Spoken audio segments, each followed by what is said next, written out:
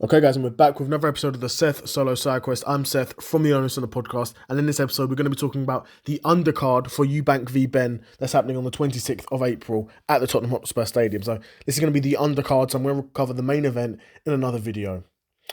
First fight of the card is Vidal Riley versus a guy called Siobhan Clark. Never heard of Siobhan Clark. I've heard of Vidal Riley. Hear that he's supposed to have some sort of big social media following, so I imagine Matchroom or whoever he's promoted by is still feeding him bums and feeding him layups to keep building his record. So Vidal Riley's who I'd put my money on. Then, even though it is a 10-round cruiserweight bout, but I would still put my money on Vidal Riley just because he's the only guy who I've heard of in out of the two of them. Next, we've got Chris Billam-smith v Brandon Glanton for 12 rounds at cruiserweight as well. To be honest, these guys both have basically identical records. Both guys are 20-2. Obviously, Chris Billam-smith, for the most part, has fought at much higher levels than Brandon Glanton. When looking at their records, I recognise no one from Brandon Glanton's sort of resume.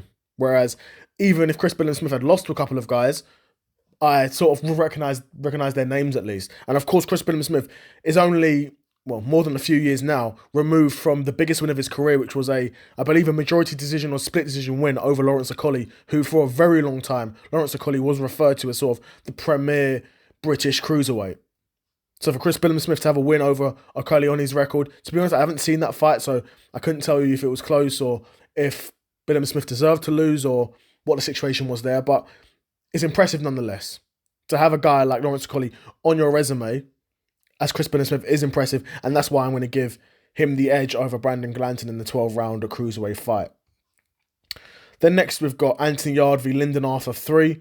This is going to be a 12-round fight at light heavyweight. Of course, this is the third time these guys have fought now.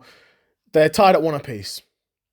So the first fight happened during lockdown, and Lyndon Arthur beat Anthony Yarde.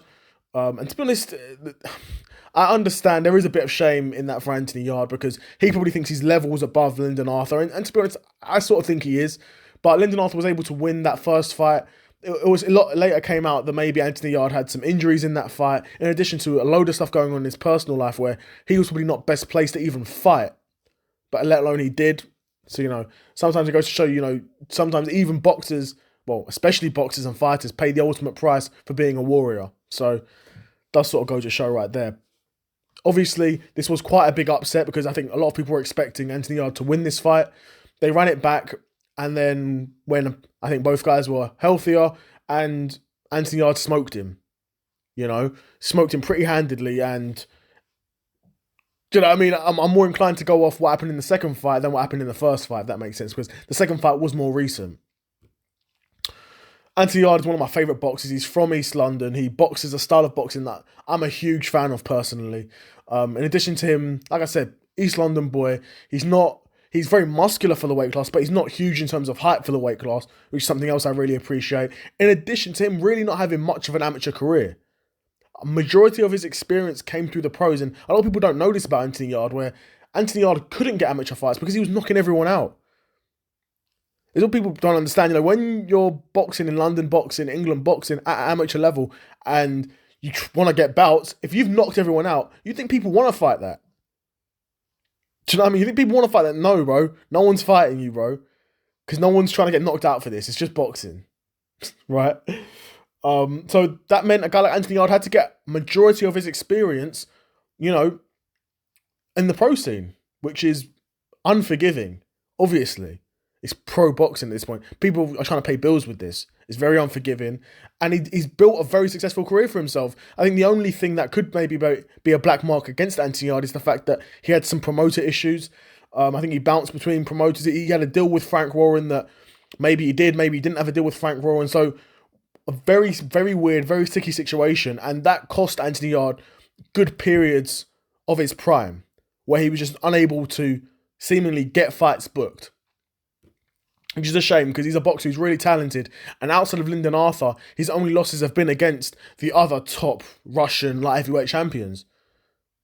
Besides Bivol, obviously. He hasn't fought Bivol. He fought Kovalev in a very close fight. In a fight where Anthony Yarde, I wouldn't say he was winning it, but again, for a guy who had literally next to no amateur experience, to go that far with a guy like Kovalev, speaks to how good of a boxer he is. even though he didn't win, he had Kovalev hurt a couple of times. Ultimately, it was Kovalev who stopped Anthony Yarde. He was able to get to him in the end, and honestly, it was one of the last great performances of Kovalev's career, in my opinion, as well. And then, of course, Anthony Yarde would lose to, what's his name? Beterbiev as well. Again, at that point, Beterbiev had knocked out everyone. No shame in losing to him as Anthony Yarde at all. So I understand, in comparison to, Beterbiev and Kovalev, Lyndon Arthur is quite the step down. So I understand wanting to get your lick back on that, but he's already done that, and then I guess he wants to do it again. So I'm going with Anthony Yarde for this fight as well. That's who I put my money on. And then we've got Liam Smith v Aaron McKenna at 10 rounds at middleweight. Again, heard of Liam Smith. Of course, he fought Chris Eubank Jr., beat him once, lost to him once. Never heard of Aaron McKenna, so my money's going to be on Liam Smith. A guy who's, sort of newer to middleweight and will be looking to get some wins under his belt to maybe challenge for a world title. Even if at that sort of level, I don't think he's quite able to be at that sort of level at middleweight, in my opinion, looking at the current middleweight champions. But Liam Smith, get to the bag, bro. Do your thing. So I'm going to go with Liam Smith just because I've purely never heard of Aaron McKenna. But yeah, another episode of the Seth Solo Side Quest. And that's my predictions for the Eubank v Benn undercard. And I'm out. Peace.